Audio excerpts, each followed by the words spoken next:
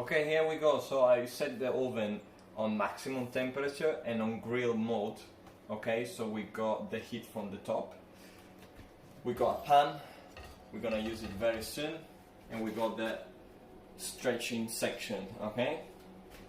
So what we're gonna do, as I say, we store this for 24, 48 hours, depending on what we're gonna do. That's how the dough looks like. We're just gonna pour it down, wait a few seconds until it's gonna come down, and it will come down.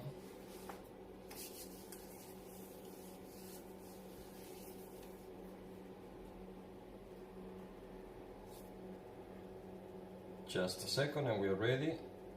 Never rush in this situation. To avoid to stick, maybe you can put extra oil. And there we go. Perfect. As you can see, the dough is perfectly risen and proofed and it's perfect to be used. Right, before start rising, we don't have a lot of time, so I'm gonna start switching on the fire on the pan. This is like a kind of crepe pan. I'm gonna switch it on. It doesn't have to be super hot, but it has to be hot.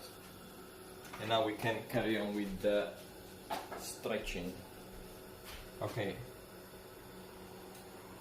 This is the technique I'm gonna show you. So you press in the middle, in the middle, in the middle. 1, 2, 3. And again, 1, 2, 3. As you can see, it's a very smooth and nice and risen dough. Okay? You're gonna open it a bit more here. Now you remove the excess of flour. You can give some slap to remove the extra flour. Not too big, please. Okay? Not too big, because you want to make sure that it's fitting in the pan, so pretty much this is the same size of the pan. There are multiple ways of transferring. I like to transfer it with the hands, so for a quick second I'm just gonna quickly transfer the pan close to me, pouring like that. 1, 2, 3.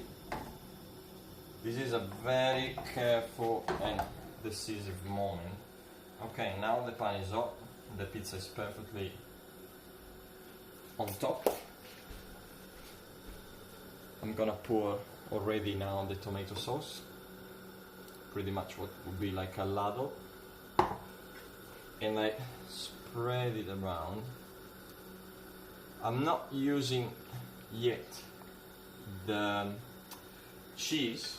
Why? Because the cheese must be put just before going inside the oven. So I've got my cheese here, fresh mozzarella pre-cut and drained. So as you can see, the bubbles are forming. Another secret is to, well, firstly pour a little bit more of tomato sauce, and the other secret could be using a lid on top of the pan, so the steam stays inside and it allows the pizza to grow without drying out too much. If it doesn't rise quickly, it means simply one thing: you need to let it warm it up more.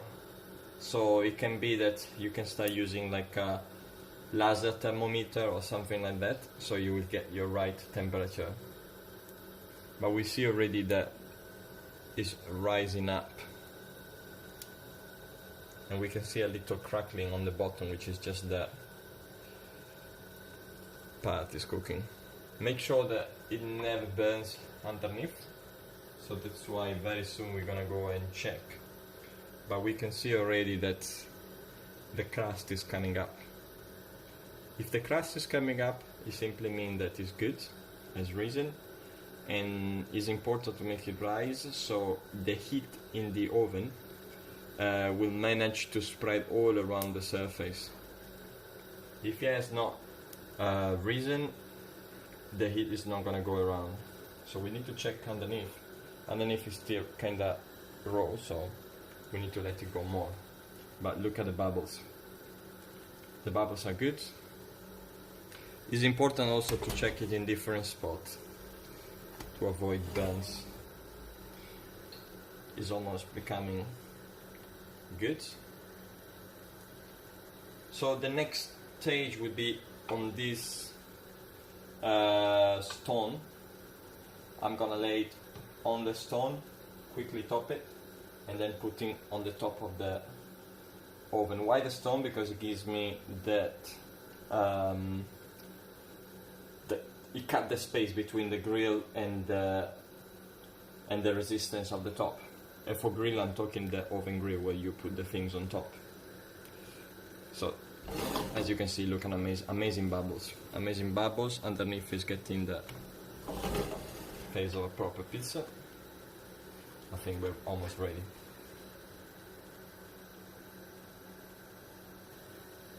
Okay, so now we just put it here.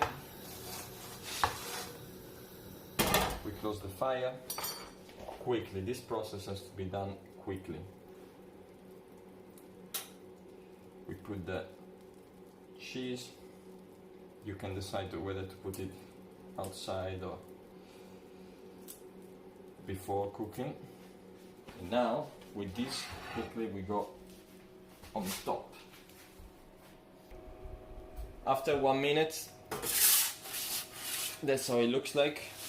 As I say, we need to be careful. Be careful for the possible bubble. Okay, after 2 minutes, that's how the pizza came out from a domestic oven. As you can see, almost like a wood fire oven. We can actually give a cut and see how it looks from the inside.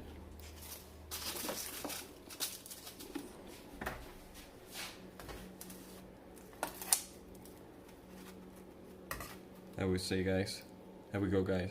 Ladies and gentlemen, this is how it looks. Amazing. Like, this is proper pizza.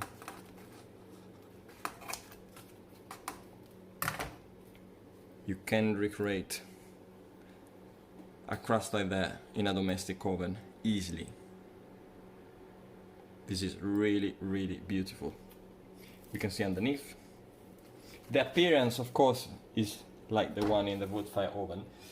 Pretty much, I'll be honest. It is still a domestic. There must be a reason why there are ovens for pizzas, but still, this crust is proving that you can do it at home. So I hope you really enjoyed this video, and I'll see you in the next one.